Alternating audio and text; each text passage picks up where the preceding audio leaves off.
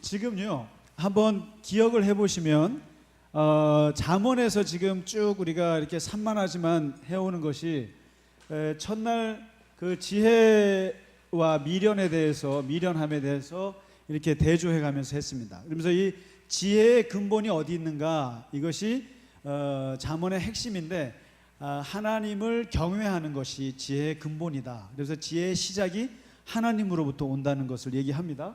그 다음에 두 번째에 의인과 악인에 대해서 다루었습니다. 의인과 악인. 그러니까 특히 이 의인이라고 하는 개념은 성경에서 아주 창세기부터 신약에까지 나오는 중요한 개념입니다. 그래서 구원받은 사람을 뜻하는 것까지 다루는데 이 의인에 대해서 잠언에서 얘기를 했고요.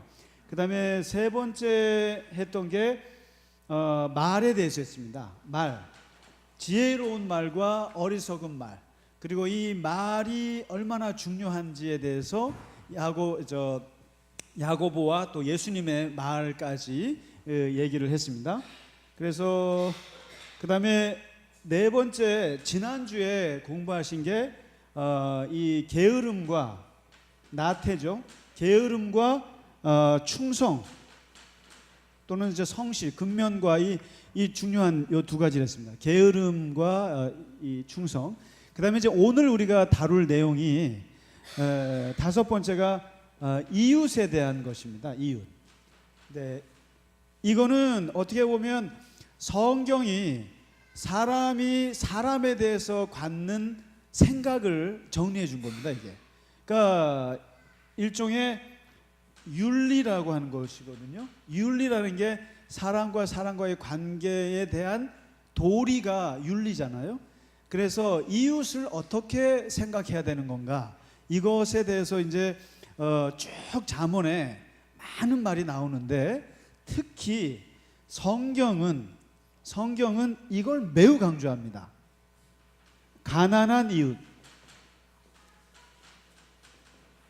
성경 전반에 걸쳐서 강조하는 것 중에 하나가 가난한 사람에 대한 특별한 배려와 특별한 생각을 성경은 많이 말해줍니다. 이걸 일종의 사회적 약자라고 합니다. 약자에 대한 관심이 성경처럼 많은 경전이 아마 없으리라고 생각됩니다. 그래서 이 성경책이요, 굉장히 어떻게 보면 역사를 변화시키는데 굉장히 중요한 선도적인 경전이 된 이유가 바로 그렇습니다. 그러니까 사실은요, 우리는 좀 보수적으로 살고 싶어 합니다만, 그러나 이 성경이라고 하는 텍스트 자체는 역사에 많은 혁명이나 개혁이 일어날 때 그 성경이 그 속에 다 관여되어 있어요. 그 성경의 사상이. 근데 그 중에 하나가 이 약자에 대한 깊은 생각이 있고, 그 다음에 성경에서는 약자를 상징하는 세 가지 단어가 있습니다. 고아, 과부, 세 번째 뭔지 아세요? 나그네. 부모가 없는 가장 우리의 삶에 하나님 다음으로 중요한 존재가 부모인데, 부모가 상실한 존재, 고아. 그 다음에 남편이 없는, 가부장적인 사회에서 남편이라고 하는 것은 그 집안의 굉장히 중심인데 그 중심이 사라진 여인, 가난. 그 다음에 나그네, 집이 없는 사람, 집이라고 하는 이 거주지가 없는 사람. 이 세 대표, 이 사람들이 바로 사회적 약자를 말하는데요. 바로 오늘 잠언서에서는 이 사회적 약자, 소위 말해서 이제 이웃인데 가난한 이웃이 어떠한 존재인가, 이것을 잘 정리해주고 있거든요.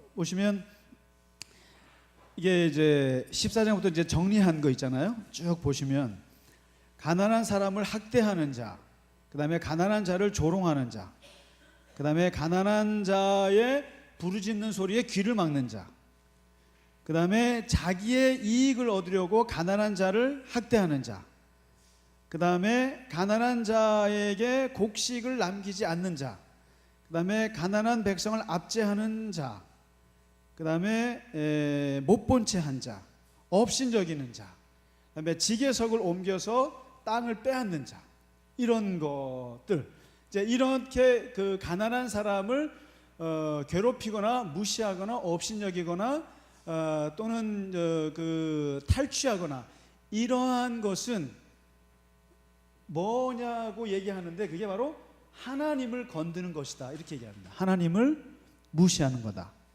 하나님을 무시하고 하나님을 업신여기고, 그 다음에 이제 심지어는 그 가난한 사람이 귀 기울이 막 소리 지를 때, 도와달라고 할 때 귀를 탁 틀어 막으면 네가 소리 지를 때도 하나님이 귀를 막을 거다, 이러면서 이 가난한 자를 불쌍히 여기는 것, 이제 이게 제일 중요한 말입니다. 오늘 19장 17절 심지어는 뭐라고 하냐면, 가난한 자를 불쌍히 여기는 것은 여호와께 꾸어드리는 것이니 그의 선행을 그에게 갚아주시리라. 이게 무슨 말이겠습니까? 가난한 사람을 배려하고 불쌍하게 여기는 것은 하나님 입장에서 볼 때는 내가 쟤한테 돈을 꾸었다라고 하는 생각을 갖게 한다는 거죠. 채무자 의식을 하나님께 준다는 겁니다. 그렇기 때문에 언젠가는 가난한 사람을 불쌍하게 여기는 사람을 보면 하나님이 언젠간 쟤한테 돈 갚아야 되는데 이런 생각을 하게 한다는 거죠. 그러니까 언젠가는 내가 얘한테 갚아줘야지 하는 마음을 갖게 하는 게 가난한 자를 불쌍히 여기는 마음이라는 겁니다. 그러니까 이게 지금 잠언서에 유일하게 말이죠, 하나님의 대리자처럼 얘기하는 게 지금 가난한 사람이에요. 그래서 이 가난한 사람, 약자에 대해서 잘해주면 그건 하나님께 잘해주는 거고, 이 사람을 무시하고 억압하면 하나님을 억압하고 무시하는 거라고 아주 등치화시켜 버리는 겁니다. 이게 그러니까 무서운 말씀인 거죠. 그래서 이제 이 잠언서에서 가난한 자에 대한 특별한 이 말씀은 어디로 이어지냐면 이제 그 예수님의 복음서로 이어져 가지고요. 예수님께서도 어디게까지 얘기하시냐면은 가난한 사람에게 냉수 한 그릇 주는 사람은 곧 이게 하나님께 드린 거다라고 얘기를 합니다. 그래서 이게 가난한 사람, 약자에 대해서 이렇게 이제 그 모든 행위들은 다 곧 하나님이다. 그러니까 하나님의 대리자 같은 거예요.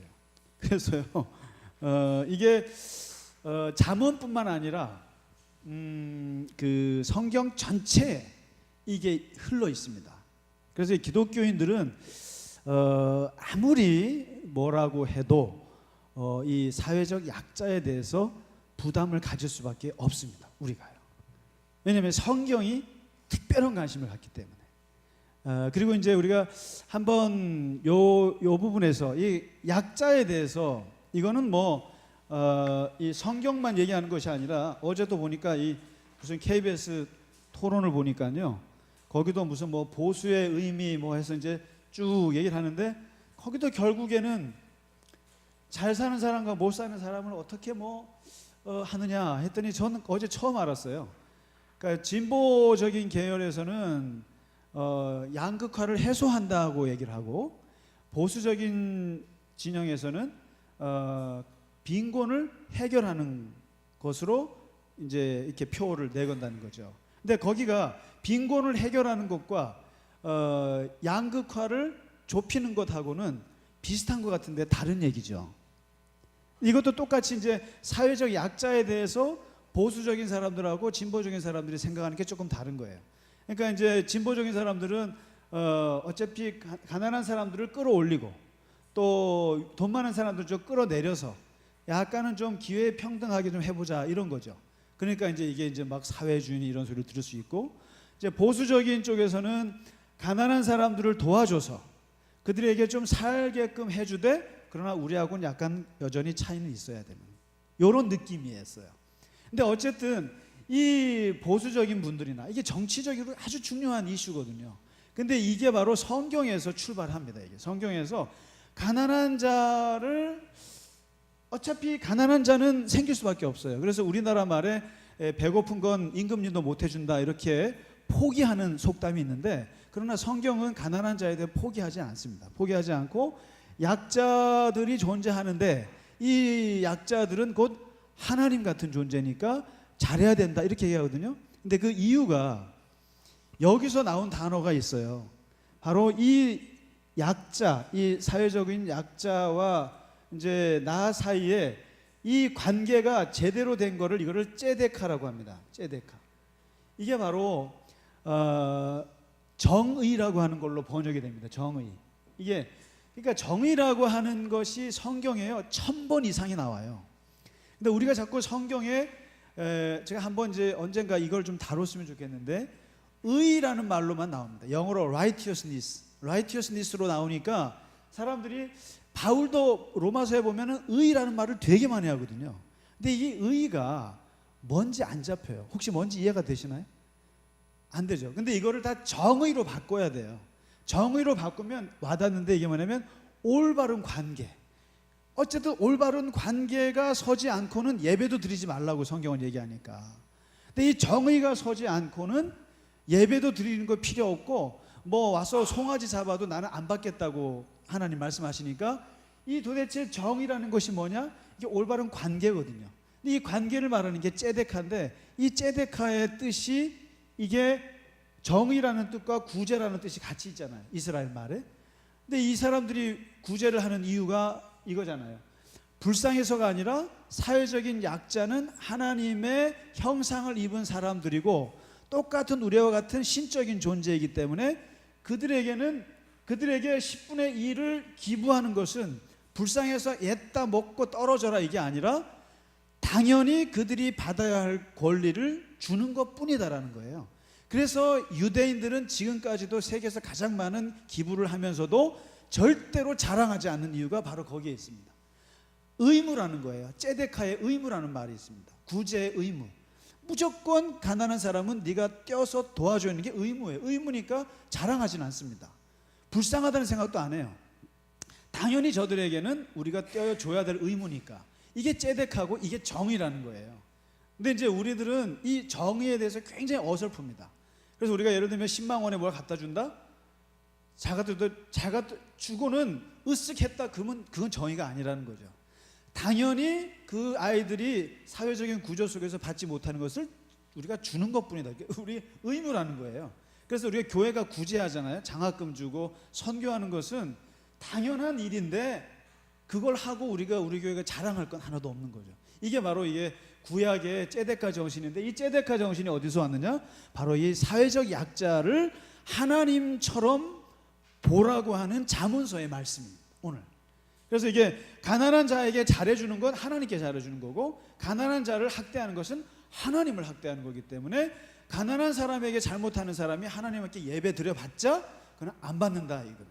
정의 어긋나니까 관계가 어긋난다 이거죠. 관계가 정당한 관계가 아니라는 거죠. 그래서 이 지금 오늘 가난한 이웃에 대한 윤리 부분은 굉장히 파격적인 얘기로 하는 겁니다. 그래서 이 가난한 여기 가난한이 붙은 얘기입니다. 그러니까 특별히 가난한 자들에 대해서는 그렇게 생각을 하라고까지 성경을 하니까 좀 부담되죠. 그러나 막상 도와주다 보면 진짜 가난한 사람들이 얼마나 악한 사람이 많습니까? 또 얼마나 머리 쓰고 많이 우리가 이 사회복지라고 하는 거 남 도와주는 거 이렇게 낭만적으로 볼 일은 아닙니다. 그래서 보면요 이렇게 이 사회복지사들 보면 베테랑급 되는 분들을 보면요 쿨합니다. 아주 쿨해요. 하도 많이 당해가지고 가난한 자들에게 하도 많이 당해가지고 쿨하고 동대문 쪽방촌이라 가보면 거기 복지사들요 우리는 뭐 눈물 나고 그러죠. 눈물 안 흘립니다. 그냥 차분하게 냉정하게 줄 서요. 표 줘가면서. 그러니까 그게 아주 당연하게 어떻게 보면 돼야 되는데 우리가 이제 이게 가난한 자에 대해서 그냥 감상적인 생각을 갖고 있는데 이 구약 성경 잠언에서는 아주 일단은 존귀한 존재라는 것을 인정하라고 얘기를 하는 거죠. 그 다음에 이제 두 번째로 넘어가는 대목이요.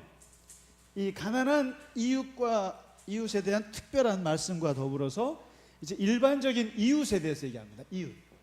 일반적으로 이웃인데 이웃이라고 하는 것은 기본적으로 내가 어쨌든 속해 있는 공동체에서 같이 사는 사람들입니다. 가족 다음으로 가까운 사람. 가족 다음. 그러니까 내 아는 모든 사람들이 이제 이웃인데 그 이웃들에 대해서는 이제 아주 말이 많습니다.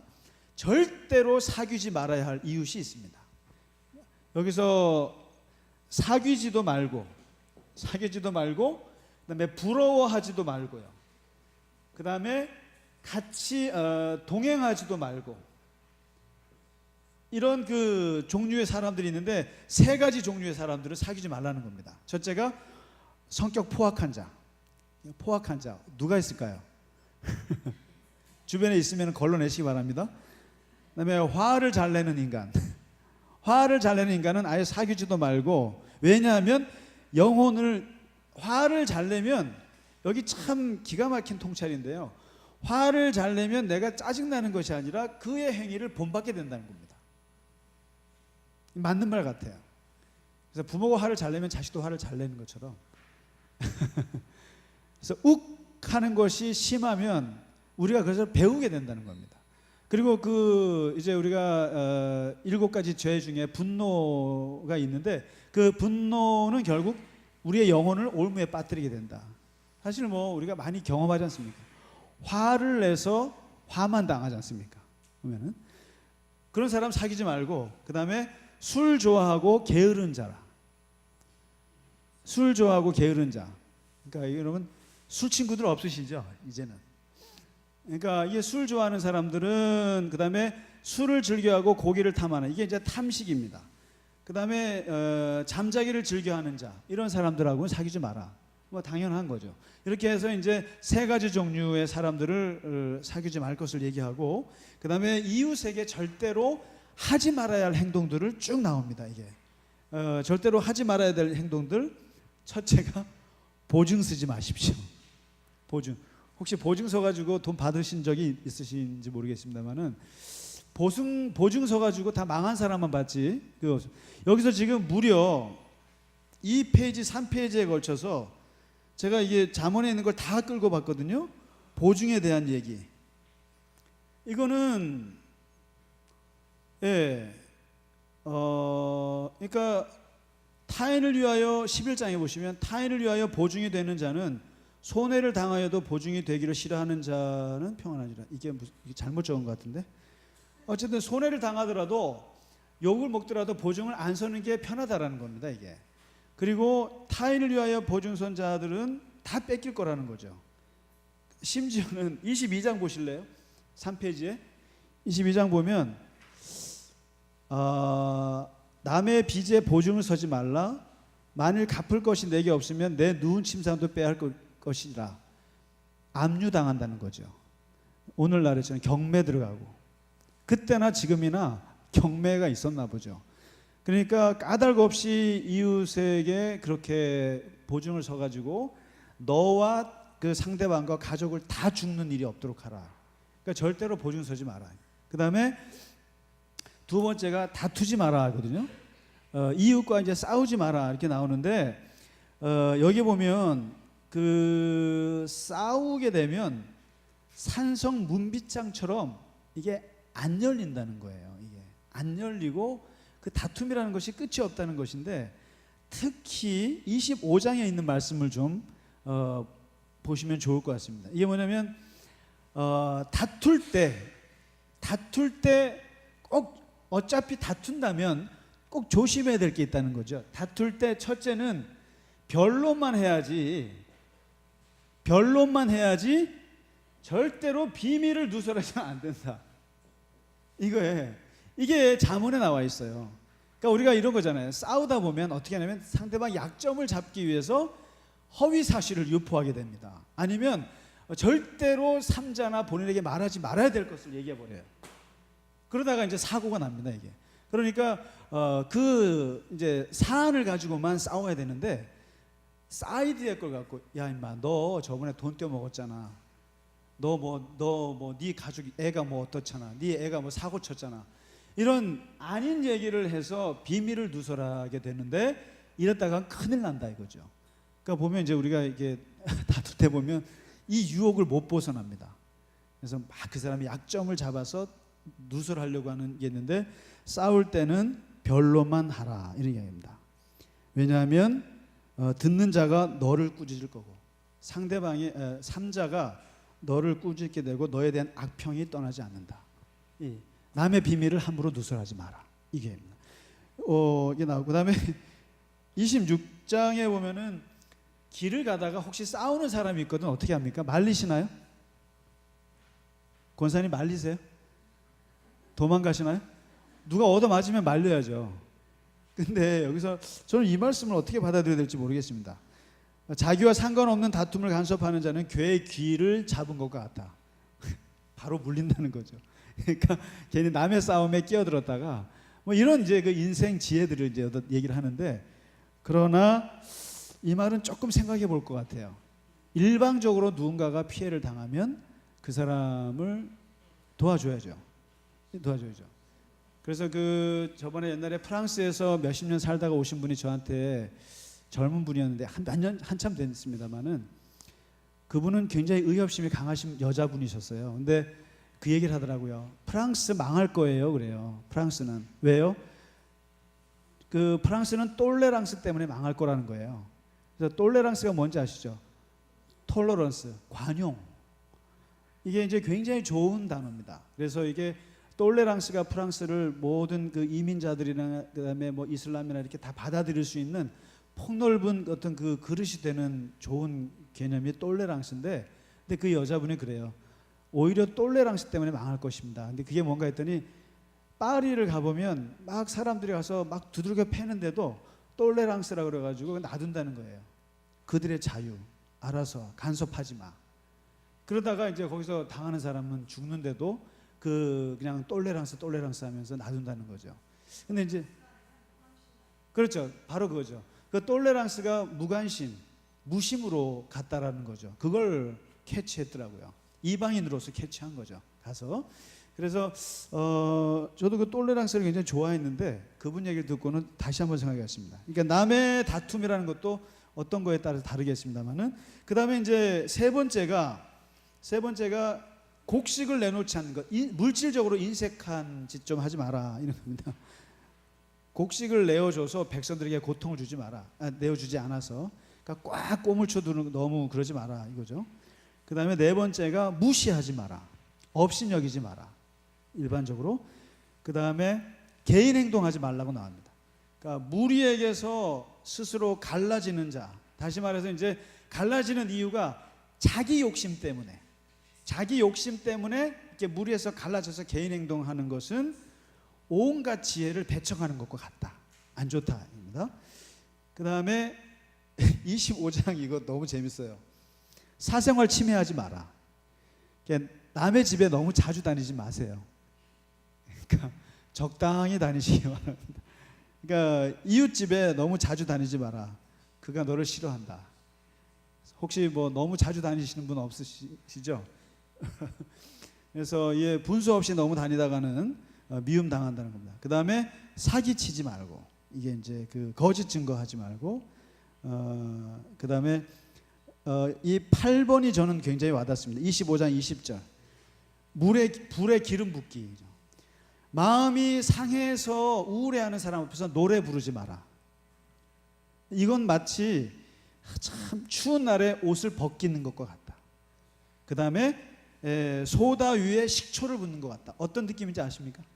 소다 위에 식초를 붓으면, 그러니까 소다만으로도 애린데 거기다 식초를 넣어서 더 애리게 만드는 거죠. 그러니까 상처받은 사람한테 걔는 거기서 뭐 우리 애 대학 붙어서 이렇게 이런 헛소리 하지 말라는 거죠. 그리고 뭐 우리 승진해서 이렇게 자랑하지 말라는 거죠. 그러니까 자랑을 할 때는 굉장히 조심해야 된다는 거죠. 이렇게. 그리고 이제 사람은 슬퍼하는데도 노래 부른다는 얘기는 상처에다가 완전히 더 불난 데다가 더 불체질하는 꼴이 되니까 이렇게 미련한 짓 하지 말라, 이거죠. 근데 보면요, 이런 일을 내가 행한 건 기억이 안 나실 거고 당한 건 기억나지 않으세요? 그렇죠? 내가 행하는 거 몰라요, 솔직히 잘. 내가 기름을 부었는지 식초를 부었는지 그건 잘 모르는데 당한 경우는 많죠. 진짜 우울한데, 진짜 너무 힘든데 친구가 가서 와서 기껏 한다는 말이 지 자랑만 막 해놓고, 그리고 막 애는 우리 애가 떨어져갖고 우울해 죽겠는데 지 애가 막 좋은 데 붙었다고 막 이러면 이게 바로 저겁니다. 이게 소다 위에 식초 붓기라는 거죠. 그러니까 이거를 조심하라 얘기를 합니다. 이게 불난 집에 부채질하는 거니까. 그 다음에 이제 뭐 폭력, 사람의 피를 흘린 자, 이거 이제 그래서 이웃에게 절대로 하지 말아야 될 9가지를 쭉 나옵니다. 이렇게 쭉 나오는데 대략 이게 이제 보통 윤리라는 거죠. 그런데 이제 해야 할 일들도 나오는데 그건 아주 세 가지로만 딱 요약을 합니다. 이게 뭐냐면은 세 가지, 이웃에게 꼭 해야 할 것. 그러니까 하지 말라는 게 9가지가 나오면 그냥 입을 닫고 사는 게 좋겠구나 이렇게 생각하는데, 그러나 대신 꼭 해야 될 것이 세 가지인데, 첫째가 선, 둘째 구원, 셋째가 원수를 배려하는 것, 이렇게 나옵니다. 그러니까 일단 1, 2번은요 이웃에게는 기본적으로 목구멍이 이제 이렇게 목구멍이 아니라 이제 목숨이 없어지고 이제 정말 그 아무 힘이 없어갖고 아무것도 못할 정도가 아닌 이상, 그래도 내가 조금이라도 힘이 있는 이상, 힘이 있는 동안에는 항상 어쨌든 선을 베푸는 것에 인색하지 마라, 이걸 얘기합니다. 그래서 힘이 있는 한 끝까지 사람들에게, 예를 들면 뭘 좀 달라 그러면 웬만하면 주고 내일 오란 말 하지 말고 최대한 선을 베풀 힘이 있는 한 하라, 이게 잠언의 말씀입니다. 선은 베풀 수 있는 힘이 있는 한 베풀라, 이걸 얘기를 하고, 그 다음에 구원이라는 말은 다른 게 아니고요, 이웃이 어딘가에 뭔가 빠졌을 때, 어려움에 빠졌을 때 그 사람을 이렇게 노루가 사냥꾼에서 벗어나는 것처럼 구해줄 수 있는 한 구해주라, 이게 구원입니다. 구해줄 수 있는 한 구해주라, 도와주라, 이게 이제 거고요. 그 다음에 이게 25장에 있는 이 원수 배려가, 이게 이제 아주 중요한 말씀입니다.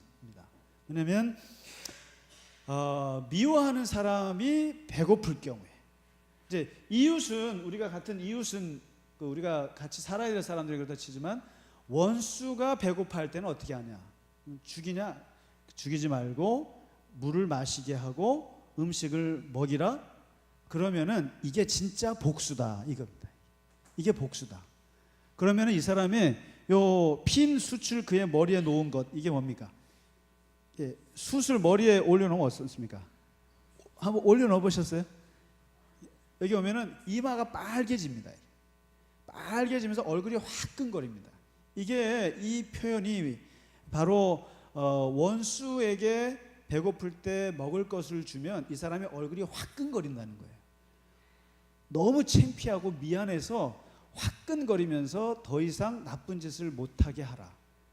그래서 이것을 사도 바울은 악을 선으로 갚으라, 이렇게 말을 했고, 예수님은 오른뺨을 맺으면 왼뺨을 돌려대라, 이렇게 말씀을 하신 거거든요. 이게 바로 이 잠언서의 핀 숯을 머리에 올려대기, 이겁니다. 그래서 이게 이제 뭐 말이 쉽지 매우 어려운 말씀인데, 이게 이제 잠언에서 나왔다는 거죠.